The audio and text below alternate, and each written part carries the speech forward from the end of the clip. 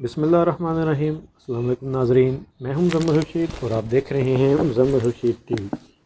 ناظرین، آپ نے کئی دفعہ علماء حضرات کے زبان سے یہ بات سنی ہوگی کہ قرآن مجید سراپا ہدایت ہے اور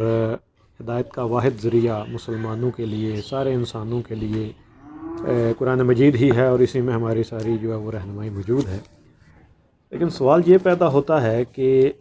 کیا قرآن مجید سے ہر کوئی ہدایت لے سکتا ہے، یا کوئی خاص ایسی چیزیں ہیں، کوئی ایسی خوبیاں ہونی آپ کے اندر ضروری ہیں جن کے استعمال کر کے آپ قرآن سے جو وہ ہدایت لے سکتے ہیں۔ تو آج کی اس ویڈیو میں ہم 6 ایسی خصوصیات دیکھیں گے جو کہ مومنین میں جن کا ہونا بہت ضروری ہے، تبھی قرآن مجید سے ہدایت ہم جو ہے وہ پا سکیں گے اور اس کی جو رہنمائی ہے اس کو اپنی زندگی میں جو ہے وہ شامل کریں گے۔ آپ اس ویڈیو میں پوری طرح میرے ساتھ بنے رہیں تاکہ آپ ان چیزوں کو جان کر اپنی زندگی میں لا سکیں، اپنے اندر پیدا کر سکیں اور قرآن مجید کا جو اصل مقصد ہے کہ ہدایت پانا، وہ ہم جو ہے وہ اس سے حاصل کر سکیں۔ تو سب سے پہلی خوبی ایسے افراد میں، مومنین میں جو ہوتی ہے ہدایت پانے کے لیے، وہ یہ ہے کہ وہ اللہ سے ڈرتے ہیں۔ اب اللہ سے ڈرنے کا، یہاں پہ ڈرنے کا مطلب وہ نہیں جو ہم عام معنوں میں زندگی میں لیتے ہیں کہ مختلف چیزوں سے، کوئی اندھیرے سے ڈرتا ہے، کوئی اونچائی سے ڈرتا ہے، کسی کو پانی سے ڈر لگتا ہے، یہ وہ ڈر نہیں۔ ڈر کا مطلب کہ آپ کے دل میں ہر وقت یہ خیال جو ہے موجزن رہے، آپ کچھ بھی کر رہے ہوں، کہ کیا ایسا کرنے سے میرا اللہ مجھ سے ناراض تو نہیں ہوگا، یہ کام کرنے کے بارے میں اللہ اور اس کے رسول کے احکامات کیا ہیں۔ اس کو کہا جاتا ہے تقویٰ، اللہ سے ڈرنا، کہ کوئی بھی کام کرنے سے پہلے ہم یہ دیکھیں کہ اس میں کہیں اللہ کی ناراضی کا پہلو تو سامنے نہیں آ رہا۔ دوسری خوبی یہ ہے، وہ ہے کہ ایسے افراد غیب پر جو ہے وہ ایمان رکھتے ہیں۔ اب غیب پر ایمان لانے کا مطلب یہ ہے کہ ایسی چیزوں پر ایمان لانا جن کو ہم اپنے حواس خمسہ استعمال کرتے ہوئے جن کے بارے میں جو ہے وہ نہیں جان سکتے یا جن کو پرکھ نہیں سکتے، جیسے اللہ تعالیٰ کی ذات ہے، اس کی صفات ہیں، جنت دوزخ ہے، آخرت پر ایمان ہے، یہ ساری چیزیں، فرشتے ہیں، یہ ساری چیزیں ایسی ہیں کہ جن کو ہم چھو کر، سونگھ کر یا اپنی زبان سے چکھ کر جو ہے وہ نہیں جان سکتے۔ تو جو لوگ ان چیزوں پر ایمان رکھتے ہیں، ایسی چیزوں پر، غیب پر ایمان رکھتے ہیں، وہ بھی اس قرآن مجید سے جو وہ ہدایت ضرور پا سکتے ہیں۔ تیسری خوبی یہ ہے، ان لوگوں میں ہوتی ہے جن کو ہدایت پانا، جن کے نصیب میں ہوتا ہے، مومنین کی تیسری صفت یہ ہے کہ وہ عملی طور پر اطاعت کرنے والے ہوتے ہیں۔ اب عملی اطاعت کی بہترین صورت جو ہے وہ قرآن مجید کا اگر ہم مطالعہ کریں تو وہ ہے نماز۔ بہت سارے سینکڑوں مقامات پر، 700 مقامات پر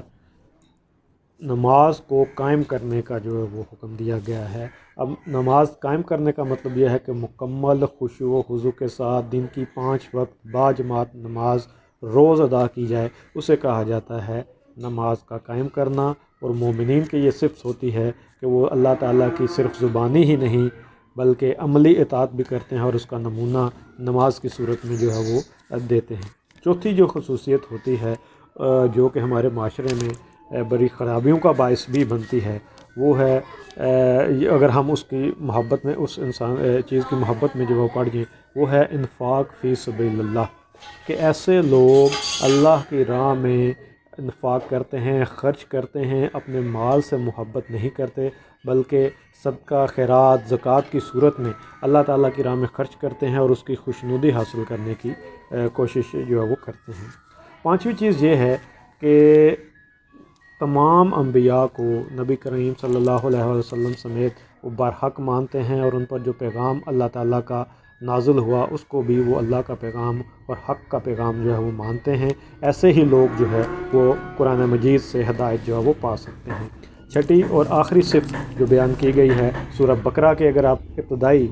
5 آیات پڑھیں تو ان میں یہ ساری خصوصیات آپ کو پتہ چل جائیں گی۔ اللہ تعالیٰ نے آغاز میں ہی سورہ بقرہ میں یہ پہلی 5 آیات میں یہ 6 صفات جو ہے وہ بیان کی ہیں، اور آخری جو چیز ان میں پہلی 5 آیات میں خوبی مومنین کی بیان کی گئی ہے ہدایت پانے کے لیے، وہ یہ ہے کہ وہ آخرت پر جو ہے وہ ایمان رکھتے ہیں، ان کا یقین اس بات پر بہت پختہ ہوتا ہے کہ یہ دنیا ایک روز ختم ہوگی، ہمیں اللہ کے حضور پیش ہونا ہے، اور وہاں پر ہمارے جو اعمال ہیں ان کا ہم نے جواب دہ اللہ کے سامنے ہونا ہے، اللہ تعالیٰ ہمارے اعمال کا حساب کرے گا، ہمارے اعمال تولے جائیں گے، اور اس کی بنیاد پر یہ فیصلہ کیا جائے گا کہ آیا ہم جنت کے حقدار ہیں یا دوزخ کے۔ تو یہ 6 خصوصیات میرے بھائیوں اگر میں اور آپ اپنی زندگی میں پیدا کر لیں تو قرآن کی جو اصل روح ہے، اصل جو مقصد ہے کہ ہدایت کے لیے یہ کتاب اتاری گئی، ہم بھی اس سے ہدایت پا سکتے ہیں، جس طرح کے پہلے زمانے سے کے لوگوں نے پائی، آج لوگ اس سے ہدایت حاصل کر رہے ہیں، اور آئندہ بھی حاصل جو ہے وہ کرتے رہیں گے۔ امید کرتا ہوں کہ آج کی ویڈیو آپ کو پسند آئی ہوگی، اگر پسند آئی ہے تو اسے ضرور شیئر کریں تاکہ باقی احباب بھی مستفید ہو سکیں۔ اگلی کسی ویڈیو میں آپ سے ملاقات ہوگی، تب تک کے لیے اجازت دیجیے، اپنا اور اپنے پیاروں کا ڈھیر سارا خیال رکھیے گا۔ آپ سب کا بہت بہت شکریہ۔ اللہ حافظ۔